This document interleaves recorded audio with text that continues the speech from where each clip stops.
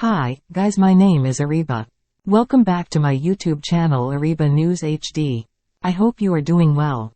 Before watch this video, please subscribe to my YouTube channel and press bell icon for latest video. So, let's start the video.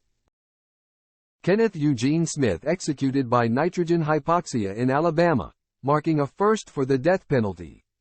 Alabama carried out its planned execution of the condemned inmate Kenneth Eugene Smith on Thursday night using nitrogen hypoxia, a controversial and widely contested death penalty method used for the first time in the United States. The execution took place at the William C.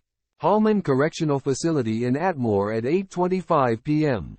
local time, officials said. In a news briefing, Alabama Department of Corrections Commissioner John Q. Ham said that the execution began at 7:53 p.m., and the nitrogen mask was kept on Smith for about 5 minutes after he flatlined. According to the Pool Media report, Smith's last words were, "Tonight Alabama caused humanity to take a step backward. I'm leaving with love, peace and light. Thank you for supporting me. Love all of you." He also made an "I love you" sign with sign language, reporters said. A reporter also stated that Smith appeared to shake and writhe on the gurney for at least 2 minutes at the start of the execution, asking Ham whether that was expected or an indication of suffering. It appeared that, 1. Smith was holding his breath for as long as he could, Ham responded.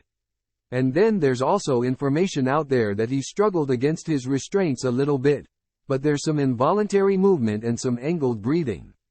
So that was all expected and is in the side effects that we've seen, researched, with nitrogen hypoxia. In explaining an approximately 45-minute delay from the time that the Supreme Court allowed the execution to proceed to when witnesses were taken into the chamber, Ham said, "There was a little hiccup on the EKG lines providing a good reading." In a statement provided to CBS News following the execution, Smith's legal team wrote, "We are deeply saddened that the state of Alabama and the Alabama Department of Corrections have executed Kenneth Eugene Smith. Kenny was subject to the death penalty only because his trial judge applied a since-repealed Alabama statute to override the jury's 11-1 determination that his life should be spared, a practice that not only is unavailable under current Alabama law but also has since been declared unconstitutional by the United States Supreme Court," the statement went on.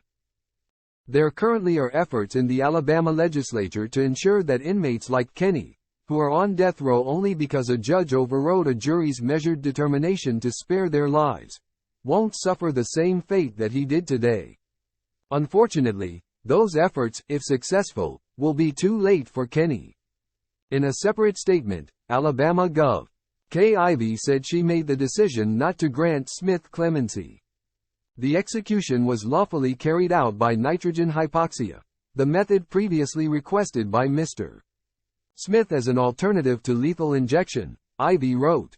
"At long last, Mr. Smith got what he asked for, and this case can finally be put to rest." At the Thursday evening news briefing following Smith's execution, Mike Sennett, the son of Elizabeth Dorleen Sennett, whom Smith was convicted of murdering, also made a statement. "It's kind of a bittersweet day. We're not going to be jumping around," Sennett said. "But we're glad this day is over. Kenneth Smith made some bad decisions 35 years ago, and his debt was paid tonight," Sennett said, adding, "I guess I'll end by saying that Elizabeth Dorleen Sennett got her justice tonight." Smith and his spiritual advisor, the Rev. Jeff Hood, said in a statement Thursday afternoon prior to the execution that, "The eyes of the world are on this impending moral apocalypse. Our prayer is that people will not turn their heads.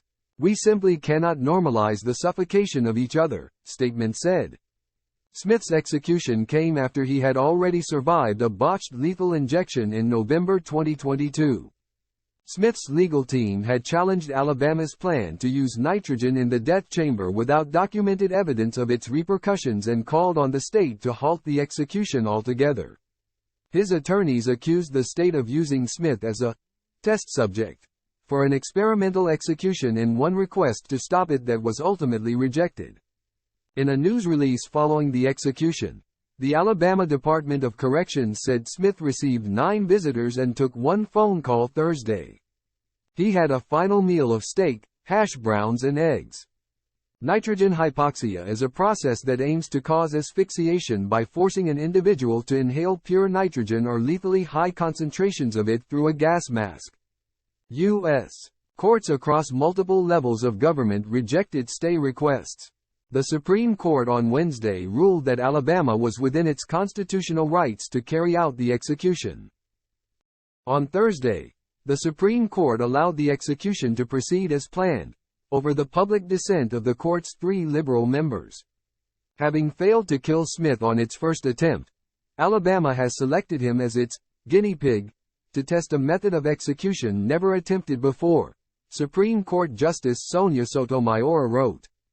Besides the legal challenges, the execution took place in the face of mounting criticism from human rights experts, including the top human rights official at the United Nations, who said earlier this month that putting an inmate to death with nitrogen gas could possibly amount to torture under international treaties. On Friday, the UN official, Volker Turk, doubled down in a statement reported by Reuters.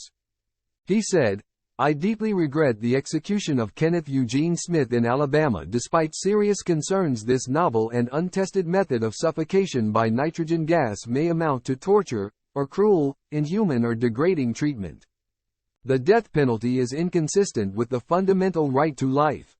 I urge all states to put in place a moratorium on its use, as a step towards universal abolition." And in a statement Friday, the European Union said it deeply regrets the execution, Agence France Presse reported.